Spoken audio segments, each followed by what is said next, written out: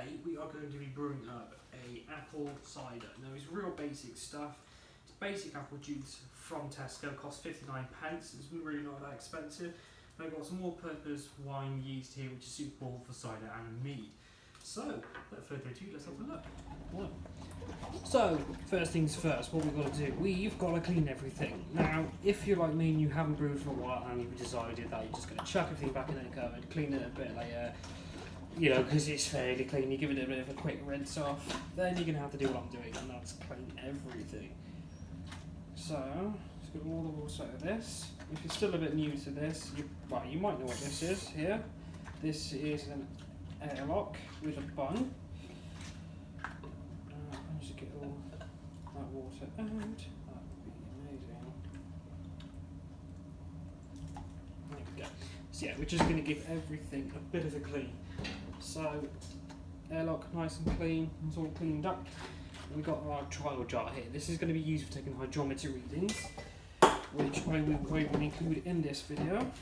I've got myself a lovely bottle brush that is going to come very handy with cleaning everything out, especially when you've got things like this because it's very flexible. And I'm peeing myself with water. Yeah, so it's very important before you start brewing is that you clean everything, you make sure everything's sanitised properly. Sanitising will be included in this video as well. For now, we're just going to give everything a bit of a rinse off, and we'll probably won't include all of it. But I'll just go in general. You might be able to see what kind of equipment I'm using to make this turbo cider, which is today just going to be a plain old apple cider. I haven't done a plain old apple cider actually. I've done a blackcurrant one, an orange mango one, but I haven't done a plain one. So that was sort of different. Now this is something I quite like as well as a turkey baster. This is going to come very handy when you're doing a hydrometer reading. So you put it into your demijohn, get a sample, put it into here, put your hydrometer in, and you'll be able to read it a lot easier. It just helps get the liquid into the trial jar a little bit quicker, because it can be a pain in the backside if you've got a small syringe, which is what I got when I first started out. That's what came with my kit. Now, demijohn, this is what we're going to be using to put the apple juice into to make the turbo cider. So I'm going to give this a quick rinse, and then hopefully we'll get on to the sanitising part, guys. Okay guys, so I just thought I'd show you a little bit of footage of me cleaning out my demijohn. So you can get specific demijohn brushes, but with these brushes, if you're lucky enough to have like a wire handle, you can actually manipulate it and bend it. So if you can just see, I hope you can see, just giving it a good rinse and good clean around here. Now I've only just got hot water in it just to try and loosen up the debris, just trying to get rid of any of the crap that's left behind. I'm going to give it a pour out and shake it up. I'm not too fussed really about, you know, putting anything like washing up liquid in there because this is the main fermentation vessel. Don't really want to run the risk of accidentally ruining my cider, so I'm just going to put plain old hot water in there. Bend that back a little bit, stretch that out, make sure I get any debris off the sides. Hopefully that will work. Oh, nice. Yes, anything I have used washing up liquid on, I will obviously be rinsing to get rid of it, because the last thing you want is a cider that tastes a bit like washing up liquid, and you don't really want to run the risk of killing off the yeast. There we go. That's another little tip as well. Any bottles and demijohns, if you can, give it a bit of a twist and create a little whirlpool. Helps get the water a lot quicker. So as you can see, that to me is looking pretty damn clear. There's only a bit of crap on the outside, but nice. Now obviously don't worry about if you do something like that, you're going to sanitise it anyway.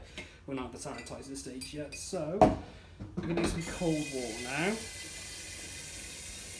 Just fill it up. Doesn't need to be all the way. It probably helps if you get a little bit of a splash. Give it a good rinse out. Loosen any debris that's in there.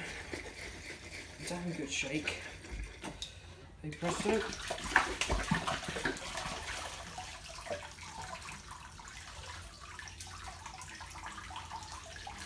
Oh, I'll tell you, it's a good workout as well. So that's that one. That looking pretty damn clear to me. So yeah, that is one way of washing out your demijohn. Obviously, you can get like specific brushes. You can get them on eBay. I think they're something like about £8, maybe £10. They're actually really good. They've got an extended handle to about here, and they actually like bend to accommodate the shape properly of the demijohn. But you know, when you don't have it, take what you can. On to the next stage. Right, so as we can see, that's everything being sanitised there. All the bubbles there, so all the bleach has been dissolved in the demijohn. And all the equipment in there as well, that's all of that being sanitised. That I'm probably going to rotate every about 15 minutes to make sure that all this side here gets sanitised too. But I will be making sure to rinse, well, probably pour that through the funnel as well, which will help. So I'm going to leave all that for about half an hour, and then we'll come back on to making the cider, guys. Right, so after we have sanitised everything and we've cleaned everything, don't worry, my hands have been washed, table has been sanitised, sprayed down, it's all clean, this has all been rinsed out, hot water, everything is clean and we're ready to go. So what I'm going to do is I'm going to crack open the juice. He says anyway. So yeah, we're going to directly pour this in now. Here we are. We're going to want, got something there. I'm going to want to get all this into the demijohn. Maybe a few questions as to wondering why we have a cup of tea. Now, I will explain why we have a cup of tea very, very shortly. And you'll see, it all makes sense, don't worry. There's one carton in there. Going to get 2 carton in there now. I've also weighed out a bit of sugar. Now, I'm hoping that's going to help it sweeten up a little bit. I'm going to get a higher percentage too. Quite nice if we could do that. Just going to put that one in there, like so.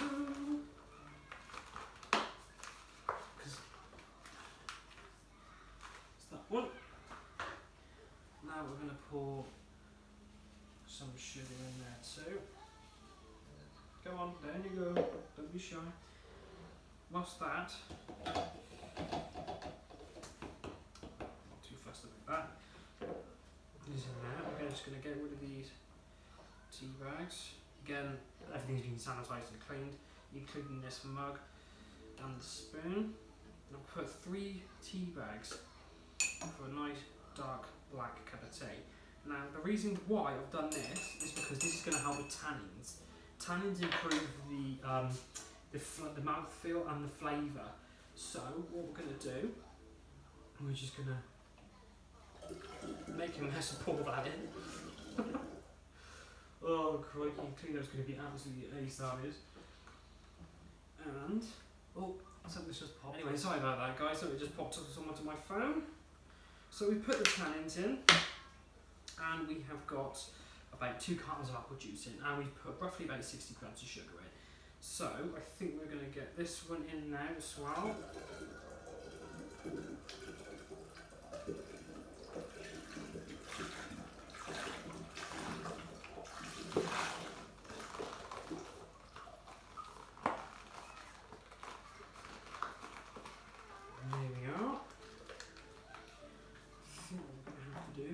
Possibly give it a bit of a mix. Yeah, the sugar has gone down to the bottom, which is lovely fun. All done. Now, last one. And get it open. With the last bit of juice, you're going to put half a carton in. So we're going to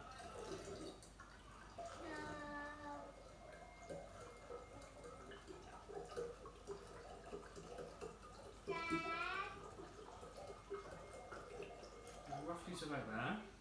Now we're going to put the cider yeast in, because what the idea is, we put it in, it's going to get stuck on the funnel. Excuse my daughter, she watches TV now when I'm lunch. and we're going to wash it down with the rest of the apple juice. So we rip it open like so.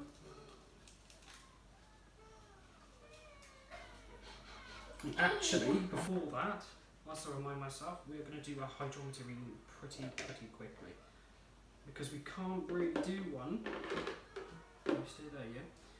With the yeast in. You should always do a hydrometer reading before you add the yeast. Now, it doesn't just apply to this applies to anything you're brewing. So I'm going to put my turkey baster in there.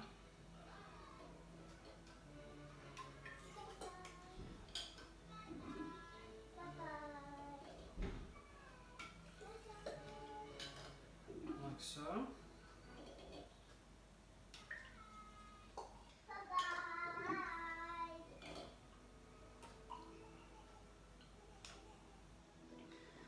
Put you down. We're going to get our hydrometer out.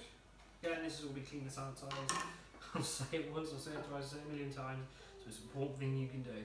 So we're just going to let it bob up and down, and we're going to give it a bit of a bounce, and we're going to spin it. Just like so. Then we're going to take a note of what the reading is. So when it's stopped,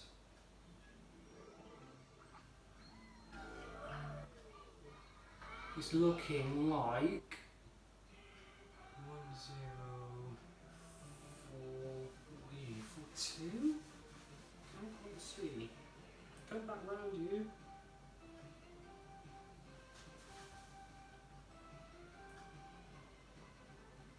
Yeah, that is 1042. So that's not too bad. That's okay. I'm pretty happy with that. What I'll do is I'll get a zoom in shot of that, which hopefully you will see up here, and you guys will see exactly what I'm on about. So we're going to put that back on there. Going to get a little bit more juice in. Now we're going to add the yeast. That there I will be putting back into here because I want as much in as possible.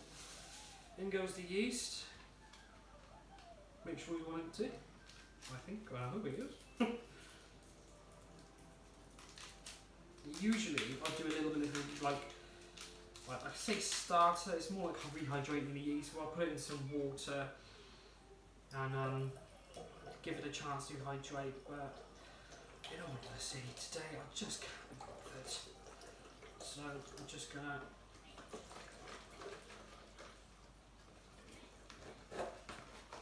put all of that in.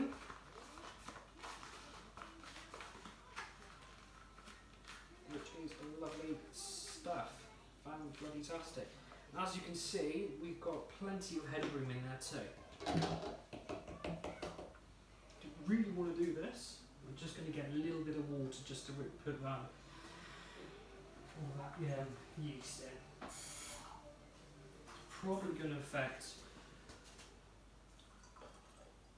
it just a little bit. I'm happy with that. There we go. Now we're going to fill this little device up, airlock, with some water, 2 minutes.